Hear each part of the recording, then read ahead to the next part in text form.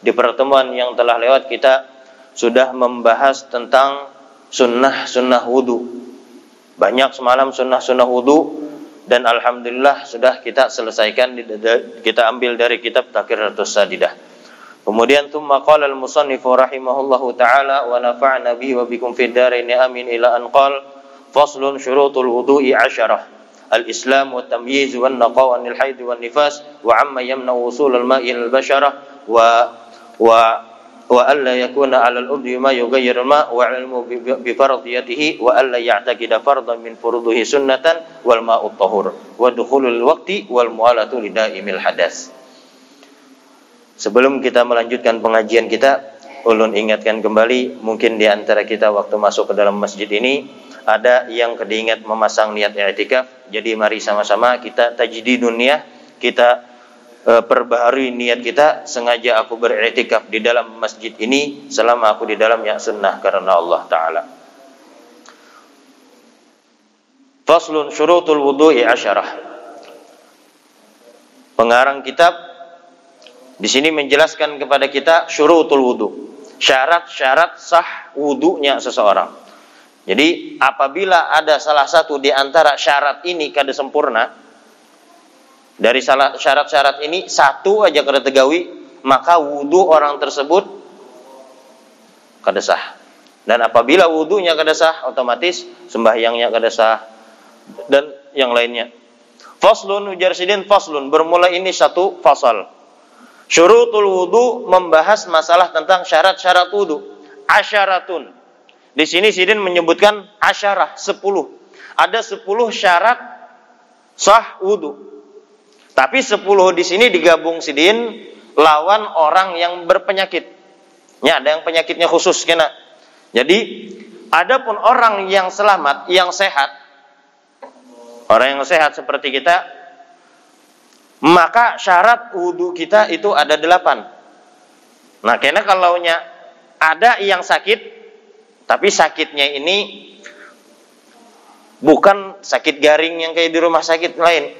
Maksud sakit di sini, contoh orang ini bisi penyakit seperti banyu kada tiis, apa bakamih itu nak kada tiis nah, atau orangnya bekantut terus, kada apa-apa keluar angin, kada sapa keluar angin, atau bibinian yang keluar darah terus. Nah, ini dinamakan penyakit di sini. Maka bagi mereka ini kena ada 10 syarat. Sedangkan orang yang sehat itu cuma 8 syarat. Dan 2 yang pertama daripada syarat-syarat wudu ini semua ibadah pasti masuk 2 syarat ini. Semua ibadah yang berhubungan dengan niat. Contoh sembahyang ada niatnya, maka syaratnya ini termasuk juga. Wudu berhajat kepada niat, maka 2 syarat ini termasuk. Puasa kita berhajat kepada niat, wajib juga termasuk juga syaratnya, di antara syarat puasa. Apalagi bayar zakat pakai niat. Segala yang berhubungan dengan niat, 2 syarat pertama ini termasuk di dalamnya. Seluruh rukun Islam itu termasuk seberatan. Nah, jadi ujar sidin faslun syurutul wudu'i 'asharah. Syarat wudu ada 10. Yang pertama al-Islam. Islam. Wajib orang yang berwudu itu harus dalam agama Islam. Artinya bilanya orang yang bukan muslim inya berwudu, maka wudunya kada sah.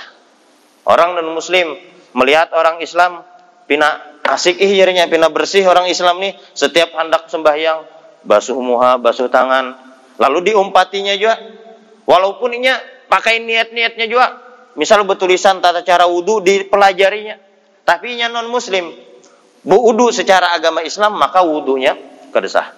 Kenapa? Karena wudu tadi berhajat kepada niat. Sedangkan daripada syarat niat, syarat sah niat itu yaitu adalah Islam. Makanya harus muslim. Orang yang berwudu ini harus muslim. Kalau orangnya bukan muslim, maka wudunya kada sah. Kecuali misal bibinian ahlul kitab. Bibinian ahlul kitab, binian ahlul kitab ini orang-orang dahulu. Ahlul kitab ini yang mereka beriman kepada Nabi Allah Isa alaihissalam dan percaya dengan kitabnya Nabi Allah Isa yang kada dirubah, masih kitab Injil, kada dirubah-rubah.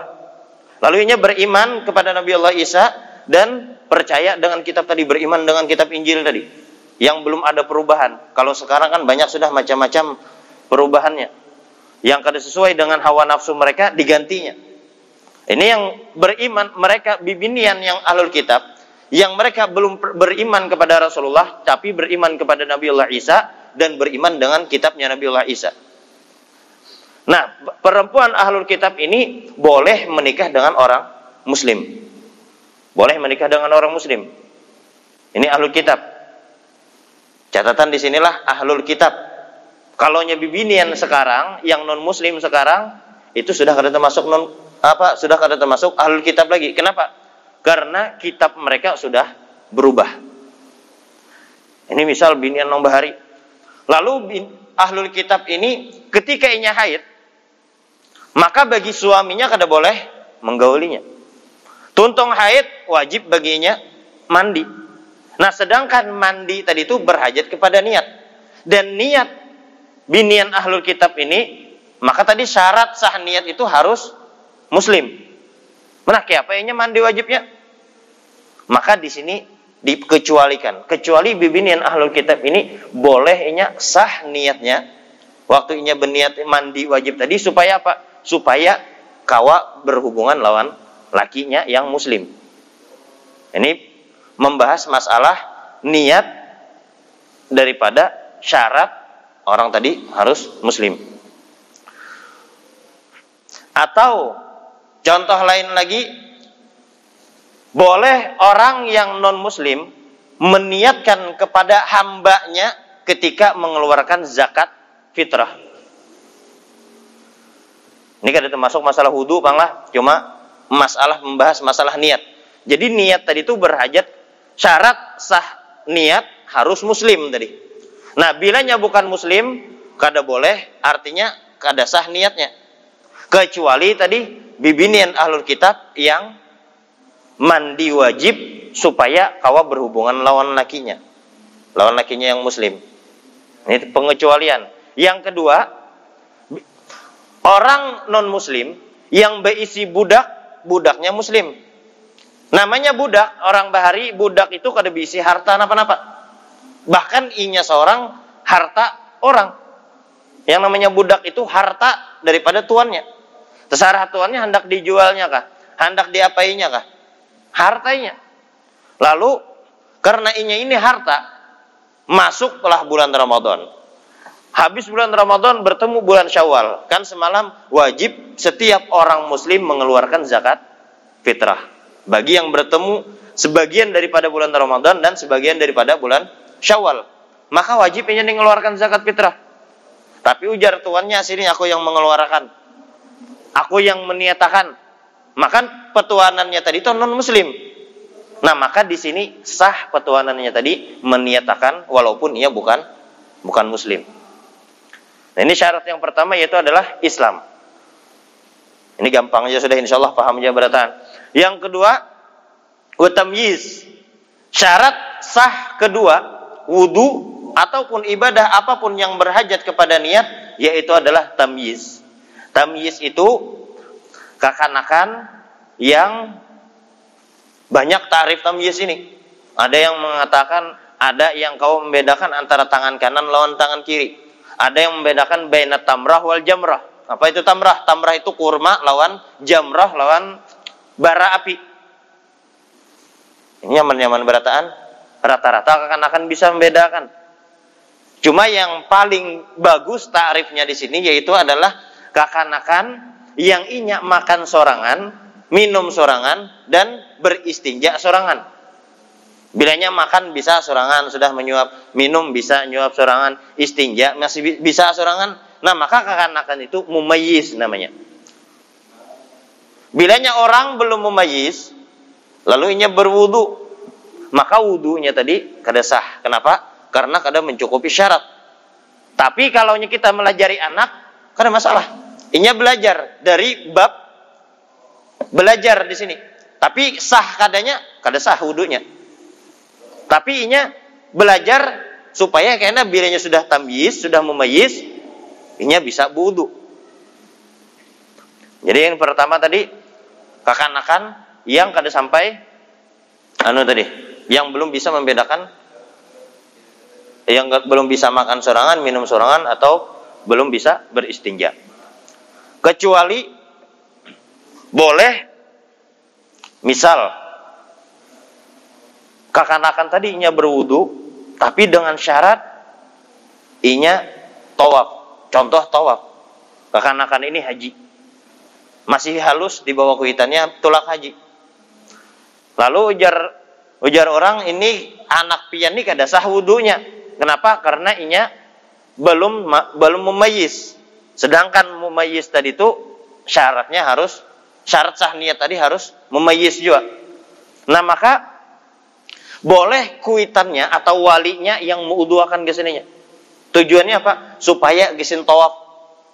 Supaya tawaf. Maka boleh kuit walinya menguduakan, meniatakan wudunya dan sah wudunya. Nah, atau yang belum mumayyiz di sini termasuk al-majnun, orang gila. Waliyadzubillah. Orang gila, nasallallahu salamah. Jadi orang gila ini inya berwudu, maka wudunya kada sah. Kenapa? Karena inya belum kada termasuk mumayyiz, belum berakal bujur, kada ada berakal. Nah, ini dua syarat ini ada di setiap ibadah yang berhajat kepada niat. Yang pertama Islam, yang kedua mumayyiz. Yang ketiga, syarat yang ketiga ujar sidin wan naqa'u anil haidi wan nifas. Suci artinya bersih daripada haid dan nifas. Ini bibinian. Jadi kalau nya bibinian ada haid atau nifas, lalu inya berwudu dengan niatan ta'abbud beribadah, maka berdosanya haram. Kada boleh bibinian yang haid atau nifas berwudu dengan niatan ta'abbud tadi, beribadah. Kenapa berwudu? Panas ujar sidin, aku hendak basah benarai. Nah, ini kada masalah. Tapi kalau nya berwudu, aku rasa rawas sudah kada berwudu ujar. Lalu berwudu sidin, niat berwudu. Nah, maka wudunya sidin tadi berdosa. Jadi syarat orang yang berwudu an-naqa'u anil haidi wan nifas. Suci daripada haid dan nifas. Fala yasihul wudu minal haid wan nifas walal ghuslu bi niyati raf'il hadats bal yahrumu 'alaiha dzalik. Nah, di sini tulisannya. Fala yasihul wudu, maka kada sah wudu ujar sidin minal haid, dari bibinian yang haid, wan nufasa, dan bibinian yang nifas, walal ghuslah, dan mandinya. Misalnya niat mandi wajib, biniyati raf'il hadas, dengan niat mengangkat hadas besar. Bal yahrumu 'alaiha dzalik, bahkan haram bagi bibinian yang haid atau nifas berwudu atau mandi wajib tadi dengan niat mandi wajib atau dengan niat wudu. Tapi kalau mandi biasa berdingin-dingin aja supaya sigar ujar sidin, maka kada masalah, kada berdosa. Ini kalau binian haid atau nifas, maka kada boleh niat ibadah.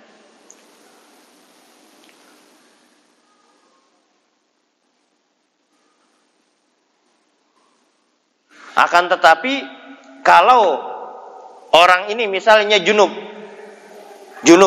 maka orang junub ini yang paling afdol baginya mandi. Oh, koler jar mandi masih tengah malam atau masih dingin, koler mandi, maka diganti dengan wudu. Koler jo wudu minimal membasuh kemaluannya tuh. Itu minimal sudah. Bilanya kada digawinya juga, tuntung keluar langsung guring. Nah, ini bahaya. Kalau kerancakan menggawi ini makruh ini. Kerancakan menggawi itu ada ulama mengatakan mewarisi fakir. Dan bisa juga menyebabkan penyakit di situnya. Menyebabkan penyakit di situnya. Kenapa? Karena itu harus kita keluarkan. Kalau kita langsung guring, tertahannya. Nah, jadi orang junub, seandainya koler tadi mandi, wudu paling gak ada. Keluarkan dulu bau bekami, tuntung bekami, basuh, wudu. Hanyar, guring silahkan. Menghilangkan kemakruhan. Atau hendak makan nggak? Gitu juga. Makruh orang yang junub guring, makan, minum, dan berhubungan lagi, makruh baginya. Supaya menghilangkan kemakruhan tadi, amunnya kada mandi, bajar mun mandi, apalagi pengantin hanyar kada kemandian ujar sidin. Semalam 4 kali mandi misal, ganti pakai wudu, tuntung, basuh, wudu. Imbahnya hendak lagi kada masalah. Jadi ini kalaunya apa tadi? Orang junub. Jadi orang junub bolehnya berwudu. Tapi kalaunya haid atau nifas, nah ini kada boleh. Haid atau nifas berwudu kada boleh dengan niat wudu. Wa amma yamna'u usulal ma'i ilal basyarah, syarat yang keempat ujar sidin, harus bersih orang yang berwudu itu daripada sesuatu yang menegah akan air sampai ke kulitnya. Bersih artinya tuh apapun yang ada di kulitnya yang menghalangi itu dihilangkan dulu. Baik itu wudu atau mandi wajib. Misal kayak apa? Misal ada cat atau ada lilin atau ada getah atau habis melem melem sandal lalu tegatuk lemnya tadi. Maka itu wajib dihilangkan dulu. Lem tadi dihilangkan. Pon? Tato. Nah, kalau tato itu khilaf ulama. Khilaf ulama, ada yang mengatakan banyunya kada sampai. Ada juga yang mengatakan tato itu banyu sampai. Tapi haram. Kenapa haram? Karena itulah. Dan ulama yang kuat, pendapat mu'tamad ulama mengatakan tato itu haram. Kalau kita kawa menghilangkan, misal sudah terlanjur bertato jar, ya Pak. Bilanya kawa dihilangkan, wajib dihilangkan. Oh perlu biaya banyak, kada cukup duitnya, sabar aja dulu. Lihat kan Jadi misal mandi wajib, ya 4 ulama yang mengatakan bahwasanya banyu tadi sampai. Nah jadi tadi wa amma yamna'u wusulal ma'i ilal basyarah. Wajib kulit kita ini artinya bersih dari sesuatu yang menghalangi akan banyu tadi. Apapun itu. Atau misal orang ini sidin begawi bangunan. Kalau kita di sini bangunannya pakai semen. Kalau di Arab sana, khususnya di Hadramaut, di Tarim, itu jarang pakai semen. Kenapa? Karena cuacanya panas. Bilanya pakai semen, bangunan semen tambah panas. Apalagi kereda AC-nya. Panas benar.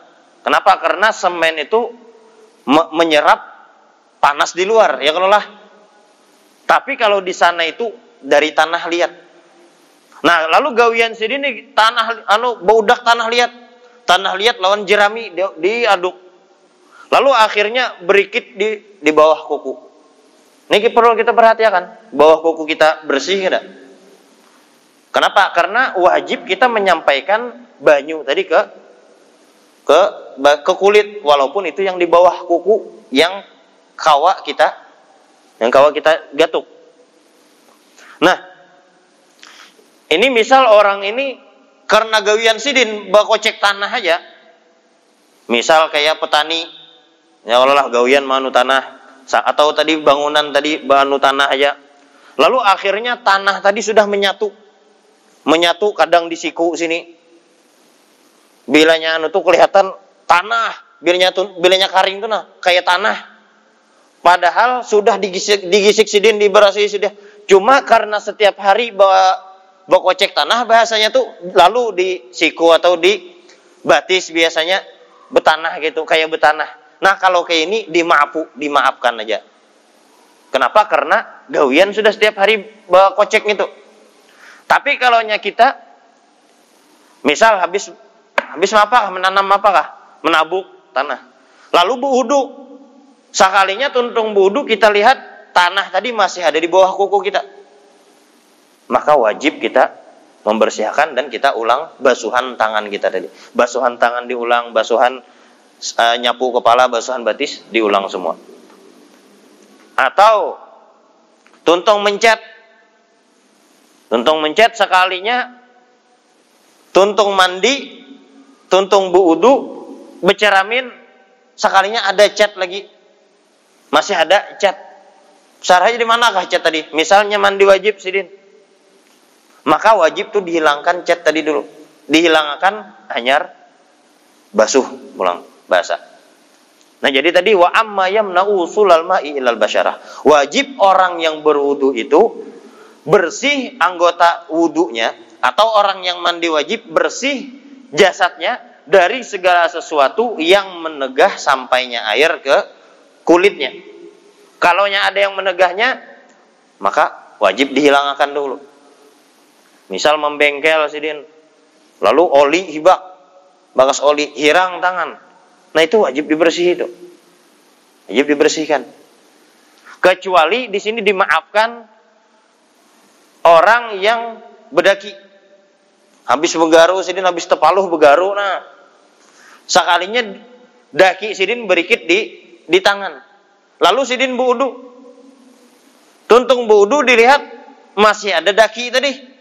Nah, maka ini dimaafkan ya. Kenapa? Karena ini daki sidin seorang. Kalau daki dimaafkan. Kalau bukan daki, ampun maaf. Pian berasihi dulu, hanya basuh basah. Apa tadi? Makanya kita disunnahkan menatak kuku. Disunnahkan kita memberasihi kuku kita. Bilanya kuku panjang tuh ya bisa inya selip-selip. Tapi kalau kuku hendep, insya Allah bersih ya, nyaman aja memberasihinya. Makanya sunnah bagi kita setiap Jumat itu menatak kuku. Bahkan menatak kuku itu sebagian ulama ada yang mengatakan hari-harinya yang bagus menatak kuku. Hari itu seberatan bagus. Hari seberatan bagus. Cuma yang paling bagus dalam satu minggu itu ada 3 hari kita menatak kuku. Hari Senin, hari Kamis, lawan hari Jumat. Kalau hari Senin, apa kedingat dulu nah. Jadi mendapat ilmu yang bermanfaatkah kalau kada salah faedahnya. Kalau menatak kuku hari Kamis, insya Allah jadi orang sugih. Kalaunya hari Jumat, jadi mendapat ilmu yang bermanfaat, yang menjadi ulamaul amilin inya. Kalau natak hari Jumat. Nah, itu diantara syarat-syarat wudu wa amma yamna'u usulal ma'i ilal basyarah, yaitu bersih anggota tubuh kita daripada sesuatu yang menghalangi akan air, sampainya air ke kulit kita. Wa alla yakuna 'alal udwi ma yughayyirul ma', dan bahwasanya ujar sidin alla yakuna, bahwa tidak ada 'alal udwi, di atas anggota wudu kita, ma yughayyirul ma', sesuatu yang dapat merubah banyu. Yang mana sekira-kira kalaunya banyu tadi kita kubui merubah nama banyu. Contoh kayak apa? Contoh habis main tintah, betintah di tangan sidin, lalu wudu. Waktu membasuh tangan, banyu tadi berubah. Yang sidin membasuh yang asalnya banyu tadi bersih, pas membasuh bagian situ berubah jadi biru misal, atau berubah jadi hirang banyunya. Nah, maka itu wajib dulu dihilangkan dulu. Dihilangkan dulu sesuatu yang dapat merubah warna banyu yang ada di anggota tubuh kita. Wal ilmu bi fardiyatihi, dan syarat selanjutnya wal ilmu bi fardiyatihi, dan mengetahui dengan kefarduan wudu tadi. Mengetahui dengan kefarduan. Kalau seandainya orang ini ragunya, wudu ini wajibkah kada ajarnya? Amunnya wajib kan apa ajar? Kada ada suhajar. Di dalam Al-Quran aku mendapati wudu itu wajib. Kada ada perintahnya wudu di dalam Al-Quran. Misal, wajib kada ujar sidin nih. Nah, ini kan ragu-ragu nih. Maka kada sah wudunya. Kenapa? Karena ragu-ragu. Jadi wajib itu wal ilmu bi fardiyatihi, mengetahui dengan kefarduan wudu tadi. Bapak wajibnya dari mana jar? Karena hendak sembahyang, di antara syarat sembahyang harus suci. Dari hadas kecil atau hadas besar? Oh, hadas kecil yaitu adalah menghilangkannya dengan berwudu. Berarti wudu ini wajib. Jadi wudu wajib. Wal ilmu bi fardiyatihi, mengetahui dengan kefarduannya. Atau orang ini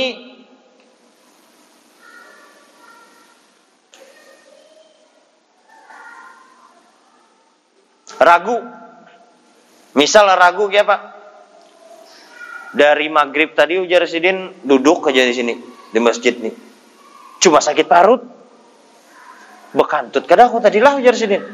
Bekantut kada, ragu-ragu. Lalu berwudu. Ragu-ragu tapi kalau ini hukumnya terpanjang penjelasannya. Ini misal dari maghrib duduk sampai isya dan sakit parut. Dari awal maghrib itu sakit parut. Sekali pas parak isya ampih sakit parut, kedingat juga lagi sidin. Aku tadi bekantut kadalah ajar sidin. Mohon bekantut batal wudu aku. Bilanya kada, nyaman aku sembahyang isya aja langsung ujar sidin nih. Nah kalau orang nang kini, ini kan kada tahu. Aku nih wajib kada wudu. Artinya gitu loh lah. Bilanya aku bekantut berarti wajib. Bilanya kada bekantut, kada wajib. Maka dilihat ujar para ulama, dilihat ini sebelumnya kayak apa. Kalau orangnya ragu ini, oh sebelumnya aku berwudu, aku habis maghrib duduk. Berarti aku sebelumnya berwudu dalam keadaan suci. Maka ujar para ulama, ambil yang diyakininya. Ini yakin apa? Yakin dalam suci tadi. Maka anggap ini berwudu. Kalau ini habis maghrib, yakin bekantut sudah. Mbahnya duduk di masjid sampai isya, aku tadi bekantut kadalah jar sidin, kedingat lagi, handang mengingat-ingat dulu jar sidin. Rasanya ada bang bekantut. Rasanya jar sidin. Nah, maka ini kan yakinnya bekantut. Iya sidin bekantut tadi jar sidin nih. Nah, maka ini ambil yang bekantut tadi. Nah, tapi kalau ragu, aku bekantut kadalah jar sidin nih. Lalu wudu. Nah, maka wudu yang kedua ini, walaupun misal seandainya sidin kada batal, lalu wudu, maka kada sah wudunya. Kenapa? Karena tadi harus mengetahui dengan kefarduannya. Sedangkan sidin ragu, aku nih wajib kada wudu. Batal kada aku nih. Bahkan apa supaya ampih ragu-ragu? Batal kan? Kantut akan kada kawaju bakantut, caluk nah, japa yang pun seorang nyata batal.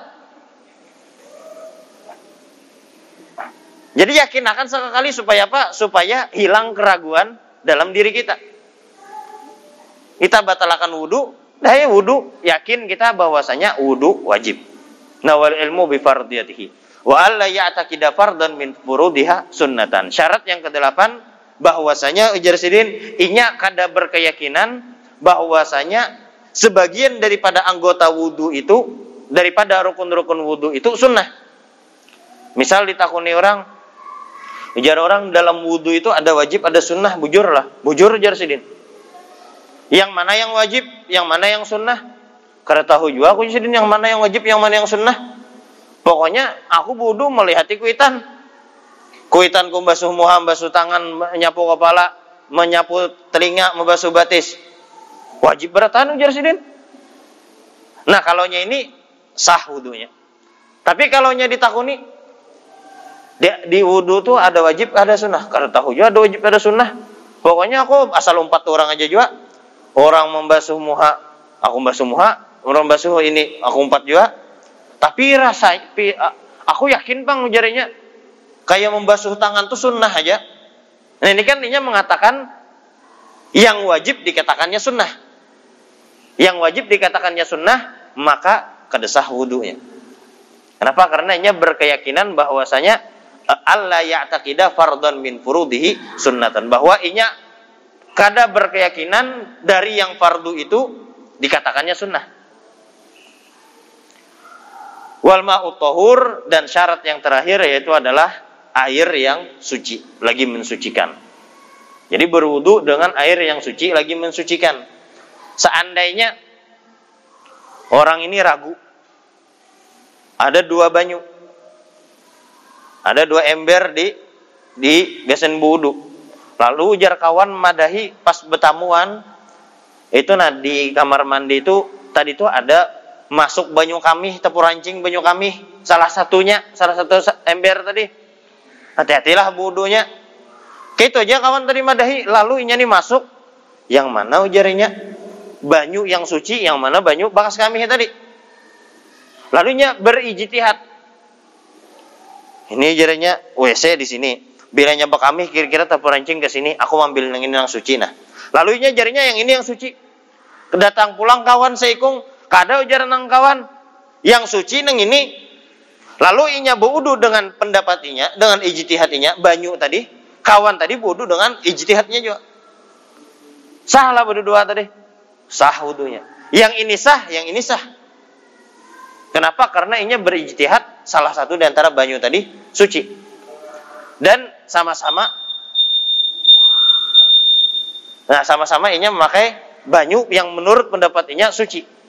Tapi inya ini kada boleh beimaman berdua. Kada boleh beimaman. Kenapa? Karena misal si A jadi makmum dari si B.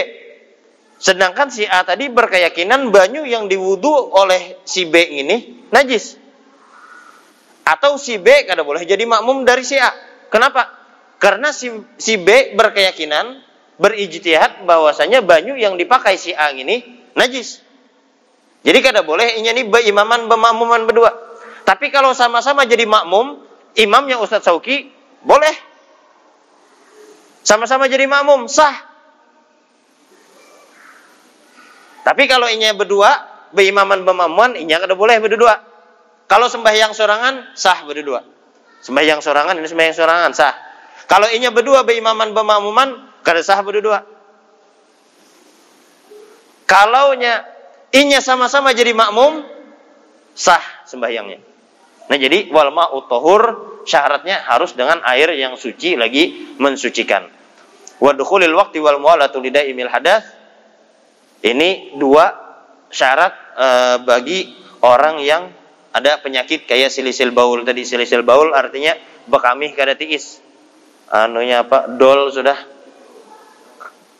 Kerannya dol sudah. Jadi titikan terus. Atau bibinian tadi haid, bukan haid, nifas, istihadah namanya. Keluar terus darahnya. Nah ini insyaallah kita lanjutkan di pertemuan yang akan datang. Wallahu a'lam, mudah-mudahan kita semua diberikan taufik dan hidayah oleh Allah Subhanahu wa taala untuk melakukan perbuatan taat yang diridai oleh Allah Subhanahu wa taala, dan mudah-mudahan Allah Subhanahu wa taala memberikan rezeki yang halal lagi berberkah dan melimpah kepada kita, dan mudah-mudahan Allah Subhanahu wa taala memberikan taufik dan hidayah kepada kita untuk mengamalkan apa yang kita pelajari, dan mudah-mudahan Allah Subhanahu wa taala mengumpulkan kita bersama orang-orang yang salihin. Kita semua dijadikan hamba-hamba yang salihin, yang istiqamah, yang selalu bertaubat kepada Allah Subhanahu wa taala, dan mudah-mudahan Allah Subhanahu wa taala mematikan kita semua dalam keadaan husnul khatimah ma'al afiyah. Ala hadini wa ala kulli man bihi salafun salihun wa ila hadratin nabi Muhammadin sallallahu alaihi wasallam. Al-Fatihah.